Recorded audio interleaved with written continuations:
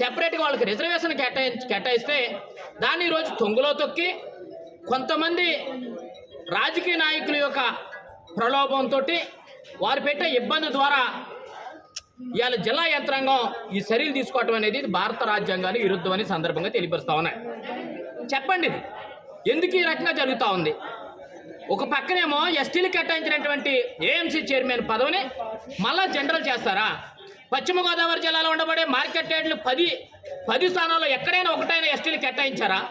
అంటే ఎస్టీలు అంటే సులకన కదా, ఎస్టీలు అంటే అణసవేయాలని ఉద్దేశం కదా, అంటే ఎస్టీలుగా ఉన్నటువంటి వ్యక్తులు మీ పక్కన కూర్చోవడానికి అర్హులు కాదా?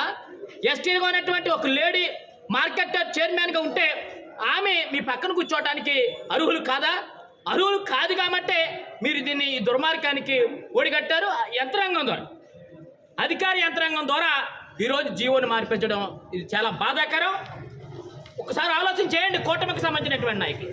లేదు మీరు డైరెక్ట్ చెప్పండి మా పాలన భూస్వాములకు అనుకూలంగా లేదు, మా పాలన అగ్రవర్ణాలకు అనుకూలంగా లేదు, మా పాలన ఇదే విధంగా ఉంటుంది తప్ప సామాజిక కోణంలో ఉండదని మీరు చెప్పండి. మేము గతంలో ఇచ్చాం. వైఎస్ఆర్ కాంగ్రెస్ పార్టీ అధికారంలో ఉండగా జగన్మోహన్ రెడ్డి గారి నాయకత్వంలో ఇలా పాలకులు మార్కెట్ యార్డ్ చైర్మన్గా ఒక ఎస్టీ కేటాయించినటువంటి చరిత్ర మొట్టమొదటిగా వైఎస్ఆర్ కాంగ్రెస్ పార్టీకి దక్కింది. కానీ ఈరోజు మీరు ఇవ్వాలి కదా.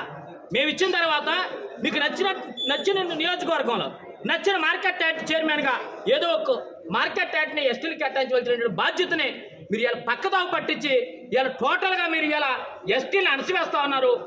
ఎస్టీలు రాజకీయంగా అణగదొక్కాలని చూస్తూ ఉన్నారు. ఎస్టీలు అంటే మీకు పనికిరాని వ్యక్తులుగా మీరు చూస్తూ ఉన్నారు. ఈ 2 జీవోల ద్వారానే అర్థం అవుతుంది, మేమేం చెప్పక్కర్లా. కాబట్టి తక్షణమే అధికార యంత్రాంగం